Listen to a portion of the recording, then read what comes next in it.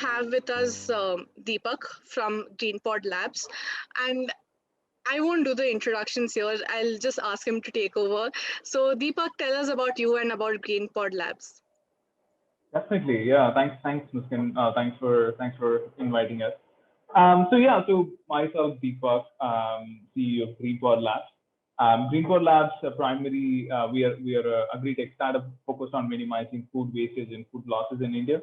The product what we're developing is like an active packaging, which extends the shelf life of fruits and vegetables during transport and storage, and that's how we minimize food losses.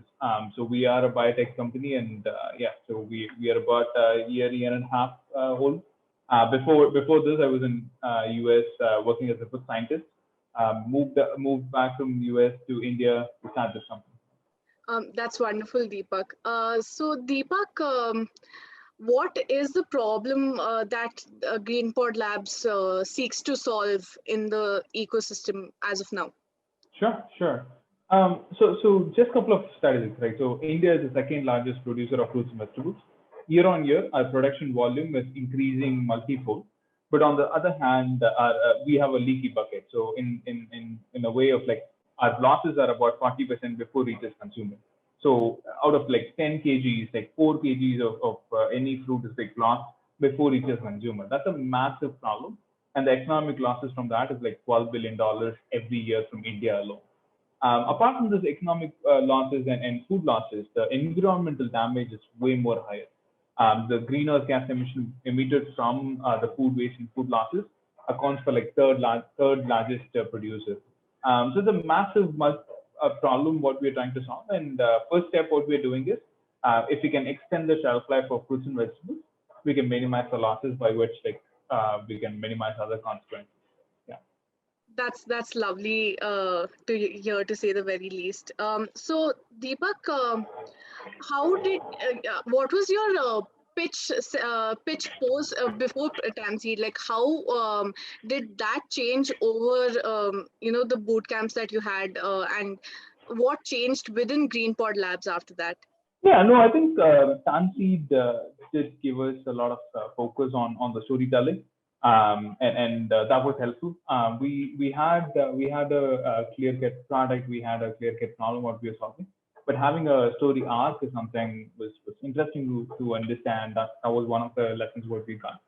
Apart from that, the overall journey of like working with the TANSEED team and understanding what's their requirement, how they're looking at, that was very fascinating. And our primary focus for like Tamil Nadu and India, supporting farmers and ecosystem in Tamil Nadu and India was something they felt more pleasing.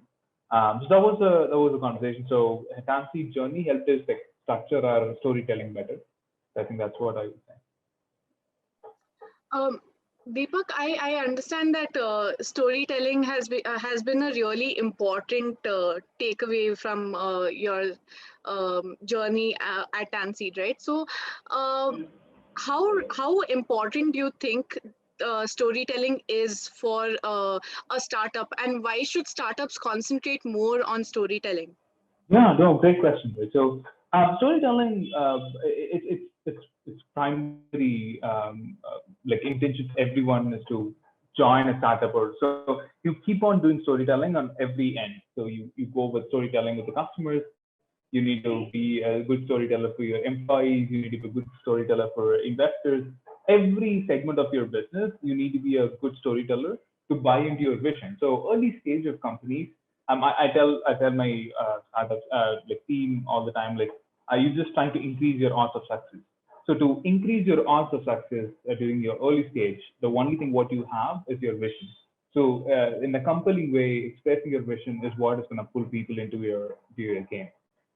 So storytelling is very critical to bring the right set of people and like have a clarity around what you're going towards. So storytelling cannot be like an abstract storytelling. For a startup, storytelling should stem from a depth of understanding of the market or problem or anything. So like the golden circle, why, how, and what, that has to be very strong to have an effective storytelling. So that's what I feel is very critical for startups. That to early stage startups. That's fascinating. So Apart from all of these, apart from storytelling, product, the solution that you offer, and all of these, what are the top three takeaways that an entrepreneur would have to keep in mind? Like the top three things that an entrepreneur has to keep in mind in your particular industry to excel in that particular industry. Sure, sure. I think the curiosity is one skill set which is like undermined a lot. Being curious about the problem you're solving, solution, and how you're approaching every end that's very critical. The second skill, what we internally talk about, customer centered. So the product or solution has to be customer centered. You cannot just like understand from exterior point of view and then develop that. And the third skill, what we talk about quite a lot in GreenPod Labs, and I express it out as well. It's called first principle thinking. So first principle thinking is boiling everything to a basic founding block, and then building on top of that. So these three, I would say, is very critical for any entrepreneur. And on top of that, leadership, team management, and those things are also very critical. But these three are which can separate you from other lot of performers. I'm actually taking notes right now because this is something that I feel that from the student perspective, it is something that is very important, right? Because if you're not curious and if you don't have a founding base, nothing can happen, right? So it's really nice to have people reiterate iterate on Yeah, such things. So one last question before we wrap up.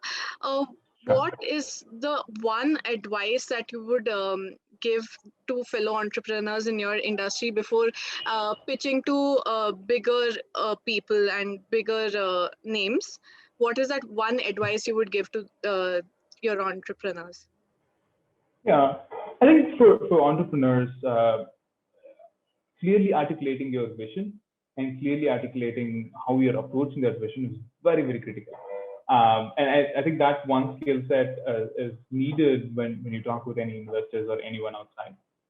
So I think the articulation of your vision and how you're approaching your vision, I think that's one thing what I would suggest everyone to learn and build themselves. It's an evolving step. It's not a single step achievement. So it has to be evolving. Yeah, that's one thing I would suggest everyone.